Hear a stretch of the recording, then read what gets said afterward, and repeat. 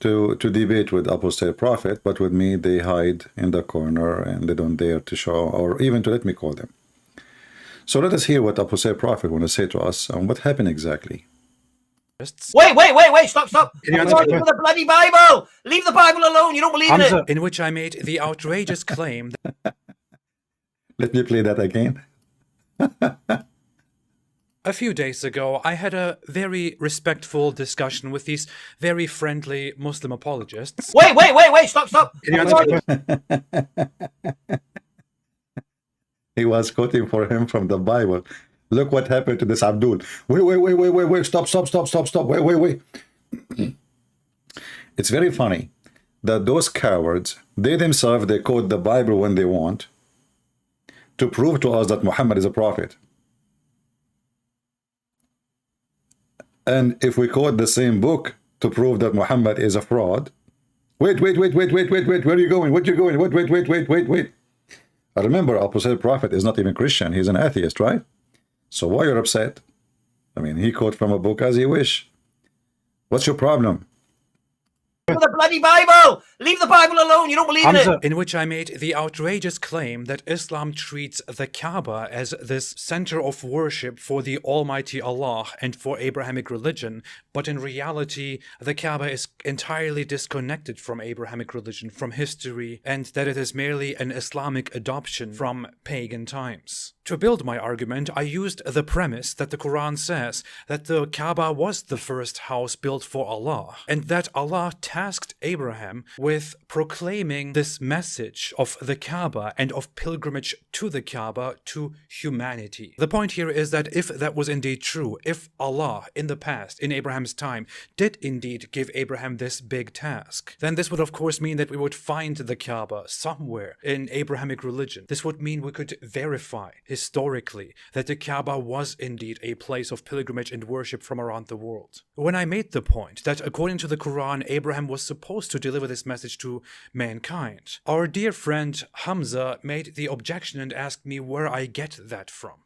I don't understand. The Quran gives Abraham and Ishmael the mission to spread this to the entire world so that everyone comes. This is the major place. This is where did he do that? mother of cities. Where did he do that? And yet it has no history within Where Christianity does and Judaism Allah at all. say about Abraham and Ishmael were sent to the whole world? Where are you getting that from? I didn't say they were. And by the way, there is another Abdul, he made fun of apostate prophet because he said, I did not say that. So the Muslims, they agree that they have a bunch of an idiot, and really they agree with this red-headed man who said where it says that Abraham, according to Islam, he will spread the religion to mankind. Listen carefully. And you will see Muslim videos making fun of apostate prophet saying that. Did he do that? Mother of cities. Where did he do that? And yet it has no history within Where Christianity does and Judaism Allah at all. say about Abraham and Ishmael were sent to the whole world? Where are you getting that from? I didn't say they were sent to the whole world. I said that. It's exactly what you just said. Did I say they were sent to the world? Okay, I'm sorry. Yeah, if I yeah. said that. The issue But what was did you mean then? they were told to tell the people from around the world to come to the You Kaaba. said it again. Do it again. You did it again, you idiot. You just did it again.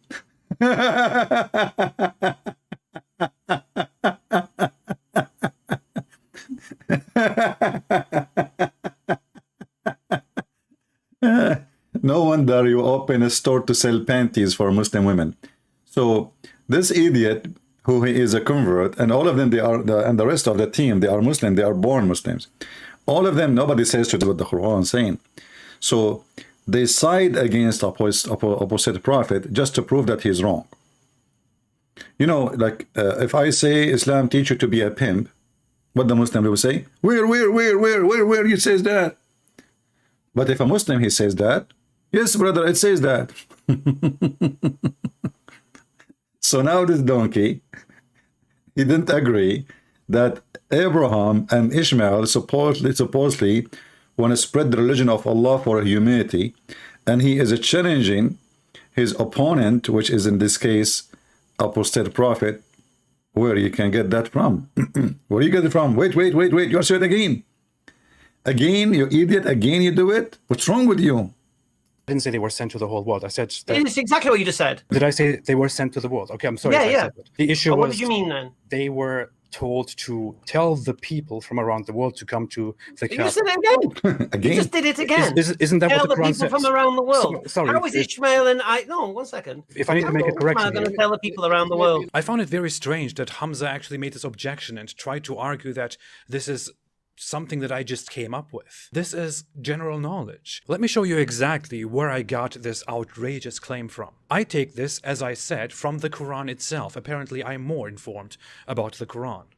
Apparently. Guys, those people who claim that they are going to argue with people about Islam and they want to prove Islam to be true. Can you believe that an atheist is teaching them what the Quran is teaching? Can you believe it? This guy is an atheist.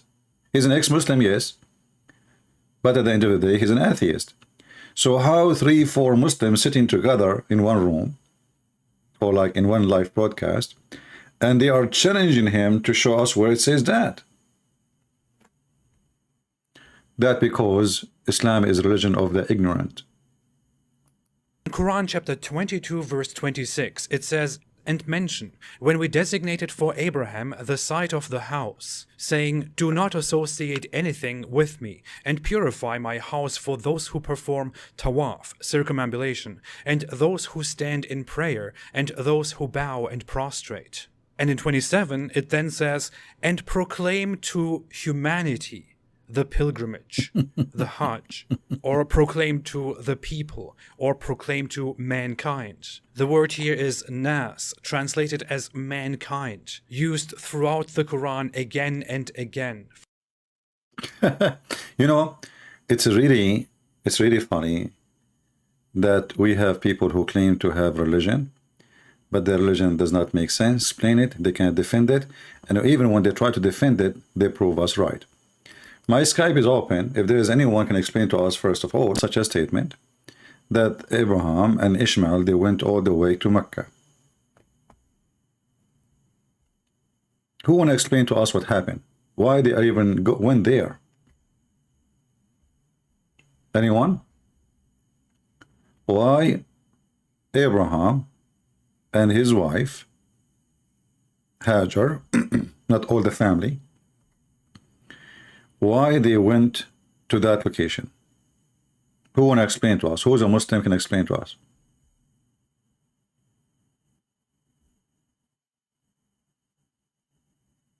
Anyone?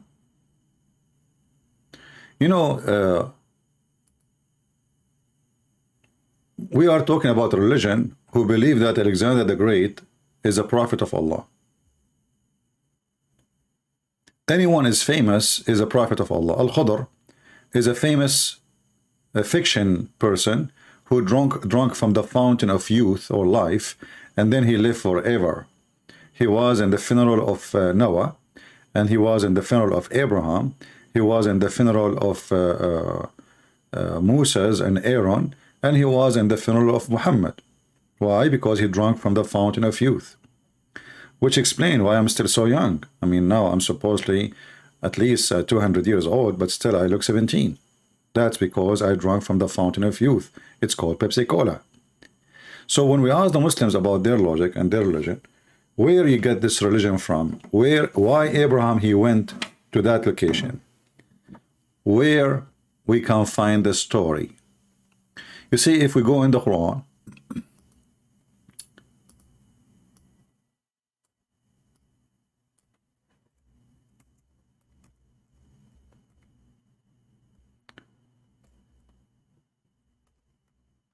you will find suddenly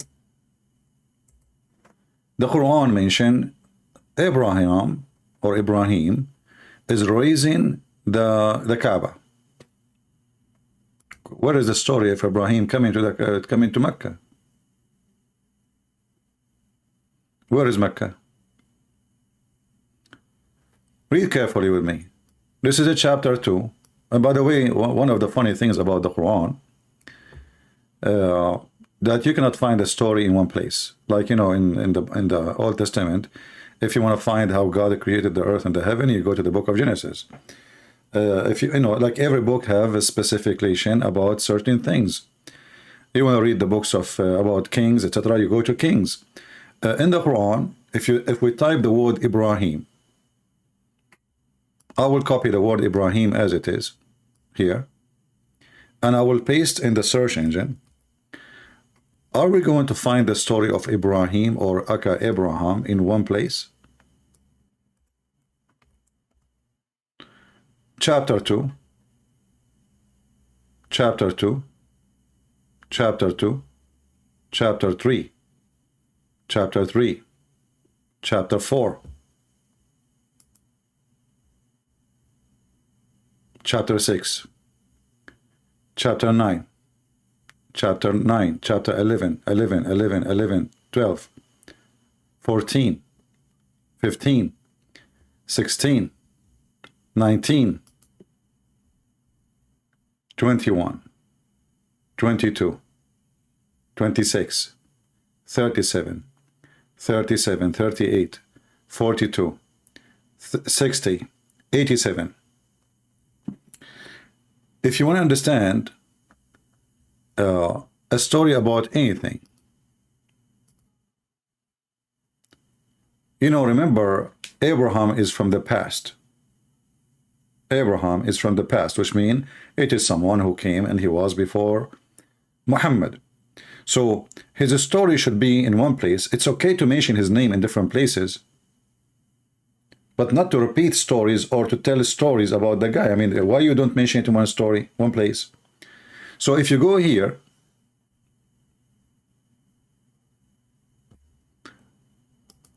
because the Quran is made by a person who is, suffering from flight of thought.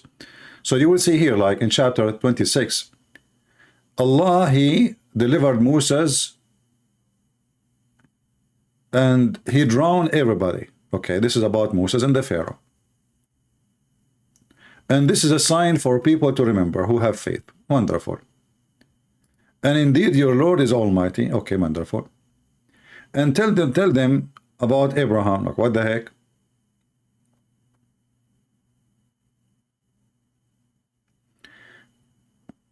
What Abraham? Relate to them about Abraham. When Abraham, he said to his father, what are you worshipping? If you read with me,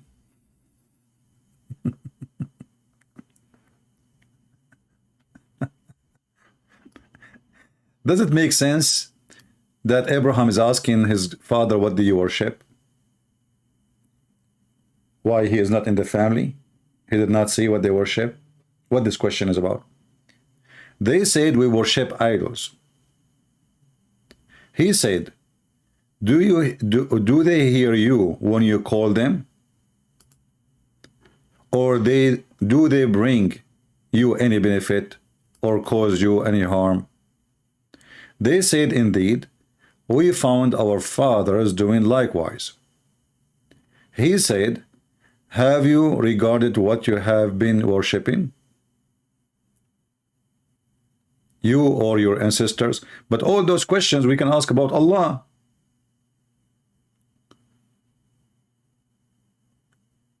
Muhammad himself, you see, the Quran says Allah, he said to Abraham, but according to Muslims, Allah, he spoke only to Moses. There's only one person Allah spoke to.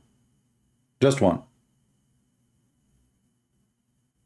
He did not even speak to Muhammad.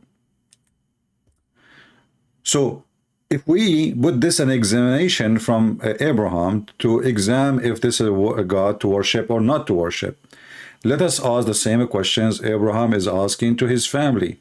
Let us go back. Hey Muslims, what do you worship? They say we worship Allah. We will replace the word idol with Allah, which is an idol anyway. And we are going to be devoted to Allah. Wonderful.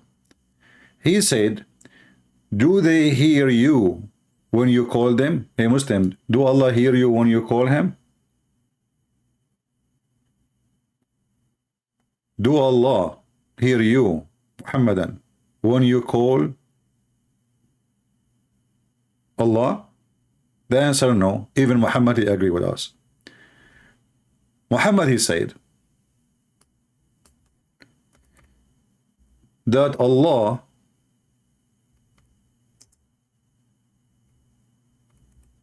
he come down every third part of the night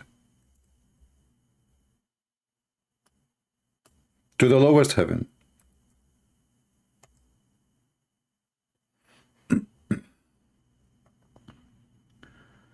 Let us see, let us find the hadith so we can read together.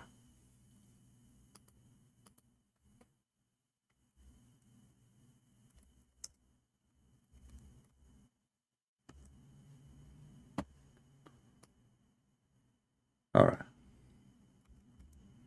Do Allah hear you, Muslims? The Muslim will say yes. What is the proof? None. Because they never spoke to him, they never saw him, they never heard his voice.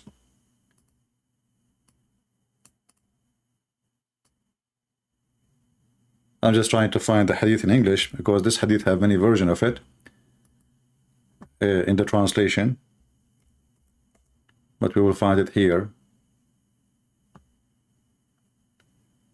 Let us see where's the hadith.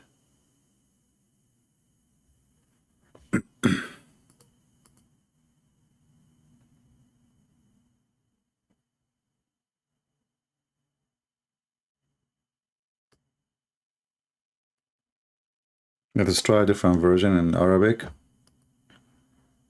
The first one we try to find in this website, we could not locate. All right, so this is another hadith. Let us see here.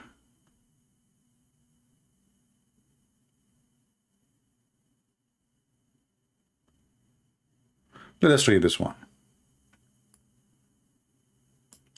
I heard the Messenger of Allah say, were it not that you would be difficult, it would be too difficult for my ummah, I would have commanded them to use siwak every time for prayer. Siwak is a root of a tree. The Arab, they use it to beat their camel with it. It's a long root. And at the same time, when they are sitting, wasting their time, killing their time, because they are sitting in the desert waiting for the animals to eat the grass, or the desert grass, if we can call it the grass. They use the miswak, they put the end of the root in their mouth, and they chew it. So every time you pray, he will order you if he can do that. And then he says,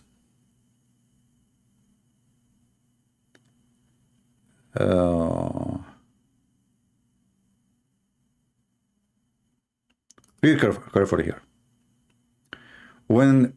Because when the first third of the night has passed, Allah, may he be exalted, descends to the first heaven and stay there until dawn,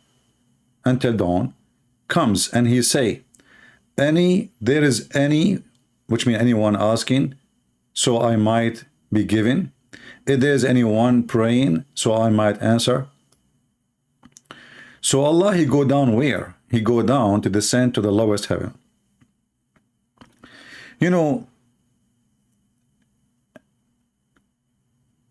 How Allah is almighty and he is all hearing, yet he need to come down every third part of the night. So he will ask, what are you asking me for?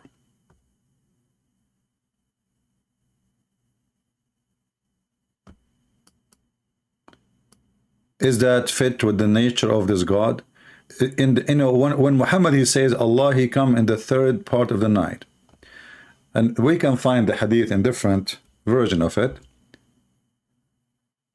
and this is Al-Bukhari. The Muslim, they cannot say. Al-Bukhari is the most authentic book for Muslims after the Quran, which both of them, they are not authentic. And actually there is no book, it's called Al-Bukhari. Nobody can find it, it's not exist. But this is what the Muslims Sunni believe, that this is the most authentic. How it's authentic if you don't even have the book? Allah knows best. So Allah, he said here that the superior come every third part of the night, saying, if there is anyone there to invoke me. So where he come? He come to the third part of the night, and he come to the lowest part of the heaven. The Muslim believe that there are 7 heavens, which is coming from the Greek mythology. And there is a lowest heaven, and this is the heaven where Allah He seat every third part of the night. As you see here in translation, and this is a Muslim translation, and this is Sahih Muslim, and this is the reference. It says He come to the lowest heaven when on the third part of the night. And this is telling us that Muhammad, he think that there is only one time zone. The whole earth have one time, and this God, He come in the third part of the night. Because if Allah, He come every third part of the night to the lowest heaven, He have to go up and go down every maybe 1 hour, maybe, depending on your location.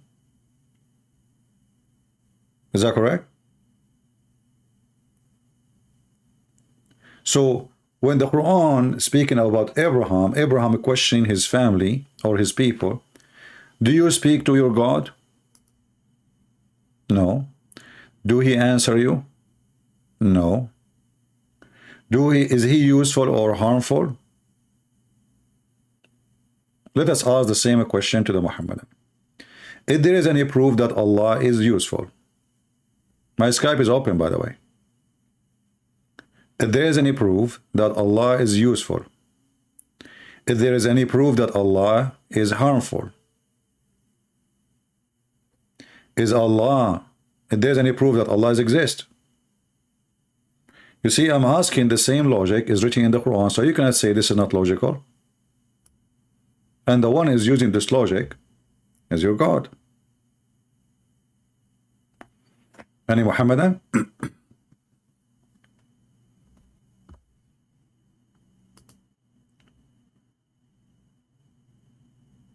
Anyone? Let me share my contact if anyone would like to. Actually, one of you, he told me that I can make a code to scan for my contact in Skype.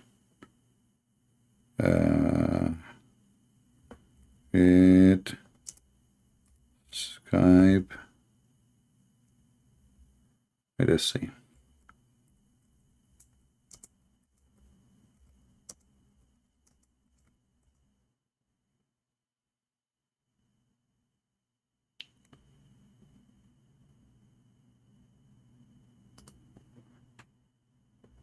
This is my contact for now. We will see if we can create a code so people, they can scan easy in their phone and they can join us. All right. Any one of you is a Muslim who would like to join us, and ask yourself the same question which you Muslims asking others about their belief. Anyone?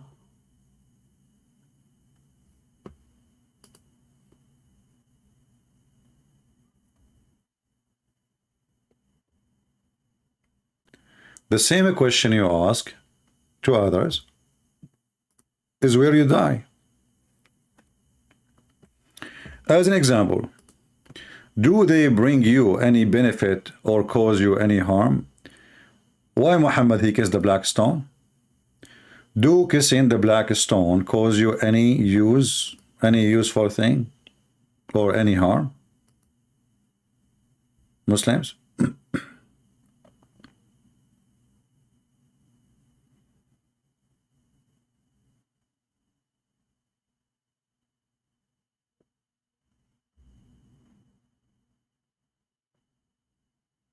Anyone?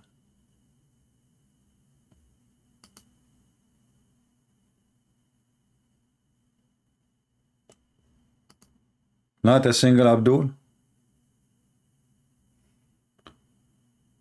Why you Muslim don't use the same logic as in the Quran? Muhammad he kisses stones. Muslims go around the stone, they kiss the stone, they bow down in front of the stone, they bow to the Kaaba. What is the benefit? And why Allah don't speak to Muhammad? If the Quran is saying that Allah he spoke to Abraham, Allah he spoke to Isa, Allah he spoke to Moses, Allah spoke even to the ants. How come Allah don't speak to Muhammad?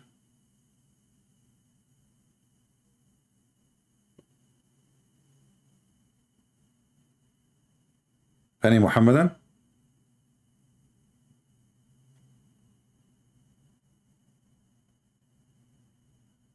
Hello? So this argument, this debate is very funny, especially from somebody, supposedly his name is Abraham, who himself, he worshiped the stars. Because look, what his people, they worship in this verse. They worship idols, correct? Okay, let us go to a different chapter. We will find that the people of Abraham, they don't worship idols, they worship stars. And he himself, he worshipped the stars.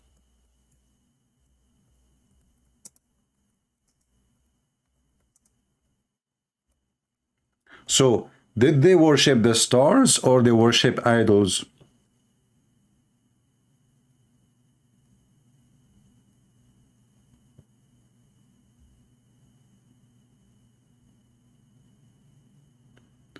In chapter 6, verse number 74, Abraham, he said to his father Azar, text, whatever, which is, you know, Aramaic word. One of you, he asked where we can find the reference for the Azar. I will try to find you like a solid reference, but me, myself, I learned it from an Aramaic scholar, very powerful person, about the meaning, which is foolish, which makes sense.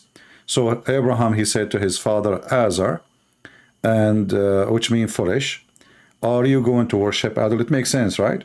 He was receiving books in Aramaic. You see,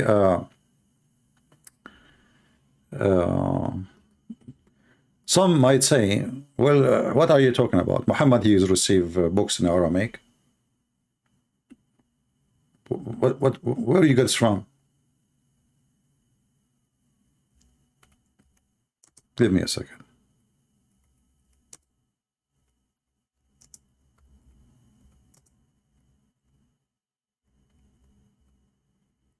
Anything we say here, we have to prove it.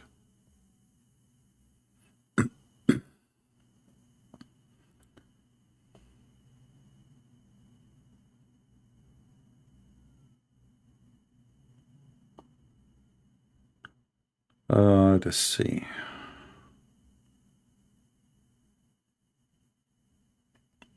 Okay, let's see if we can find this this hadith in English. Give me a second.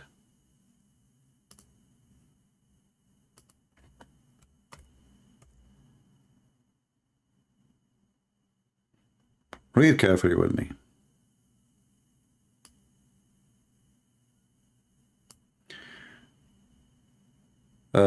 The Messenger of Allah said, he ordered me to learn some statement from writing of the Jews. So what Allah Messenger, he ordered him? To learn some statement from the writing of the Jews for him.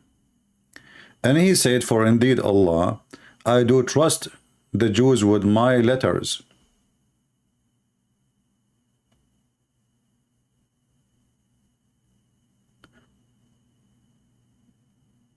He said, half a month did not pass before I learned it. What books of the Jews we are talking about? It is the Syriac. The Syriac language. If you look here in the English, it doesn't say anything about the Syriac. If you look here in Arabic, it says تعلم السريانية. He ordered me to learn the Syriac language. So Muhammad, because he is a false prophet, he need to know what the Syriac books in the Jewish Talmud, because the Talmud have two versions. There's the Hebrew, there's the Syriac. So he want to know what the Syriac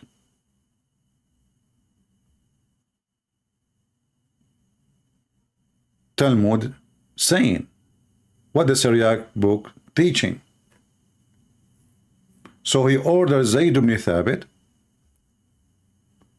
and actually, obviously, Zayd ibn Thabit, either he was himself, he used to be, he grew up between the Jew. The reason I say that, because let me see if I can find the hadith.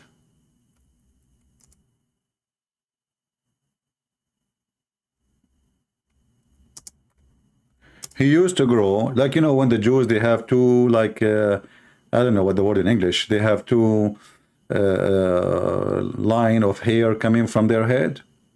You know what I'm saying, right?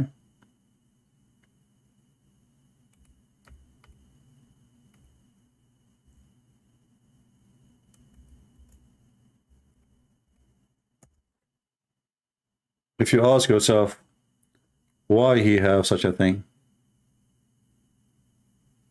it doesn't make sense, right? I'm trying to find the hadith about him having those hair in the side of his head.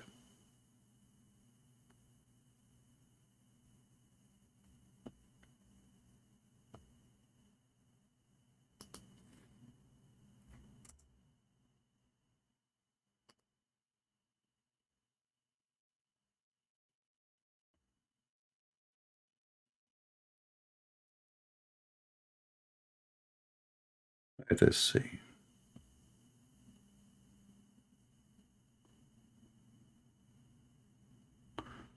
Actually, let's try here in the books of hadith here in this website. Give me a second.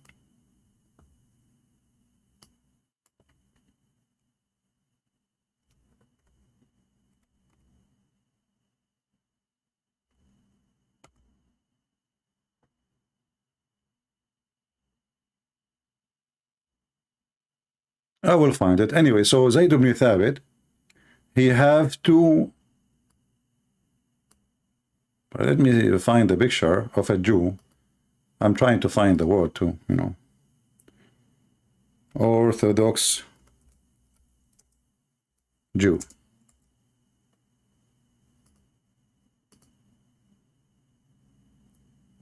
All right. Let us find a picture of a clear face of an Orthodox Jew. How they grow? Here we go.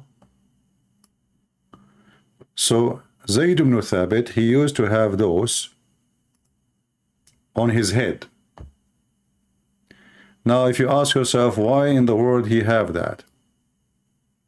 And why Muhammad, he asked him to go and read what is in the Talmud of the Jews. Why he chosen him? You know, he chosen him for a reason. This guy, he grew up between the Jew, obviously, and he speak their language, but he is not so strong in the Syriac. So Muhammad, he ordered him, like, you know, like he said to him, how good you are in the Syriac language. He said, not much. He said, go and learn it.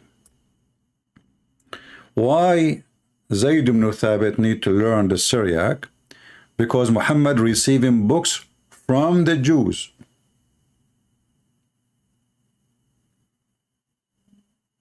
He is receiving books from the Jews. Look, there is a Muslim, what we are saying is hurting his feelings, so he said, don't change the topic. CP, Mr. Hashim saying, Mr. Hashim, call me, I did not change the topic. We are talking about Abraham. Where Muhammad is getting his stories from? Why Muhammad, who is inspired by Allah, he need to learn what the Jews books saying? Correct, guys? Why he need, and why Allah don't teach him Syriac?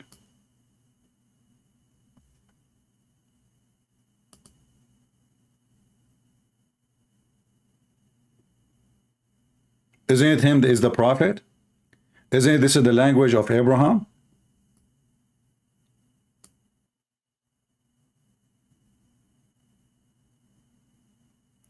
So the Muslim get upset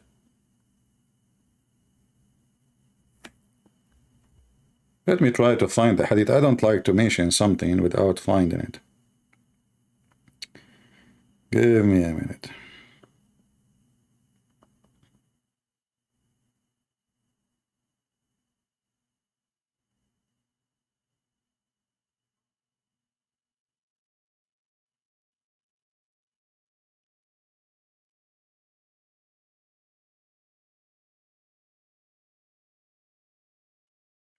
But the important for us, let us see this one. This one in Musnad Imam Ahmad. Maybe we will not find it here.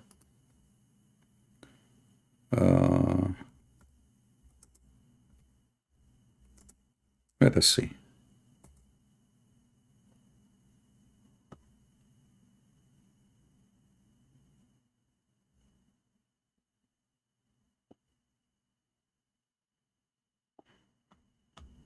Yeah, Musnad Imam Ahmad does not exist in this website, I guess. But look what we found here in this hadith. They asked Muhammad how long it take to read the Quran, the complete recitation of the Quran. He said in 40 days. Then he said 1 month. Then he again said in 20 days. And then he said 15 days. And then he said in 10 days. Finally, he said in 7 days.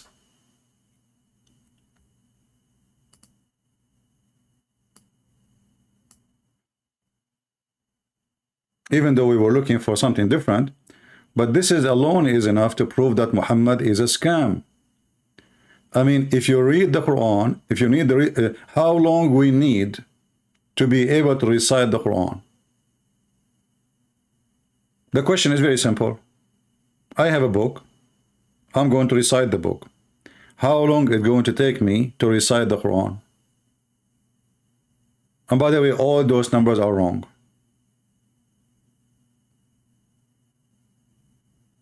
He said 40 days. Then he changed it.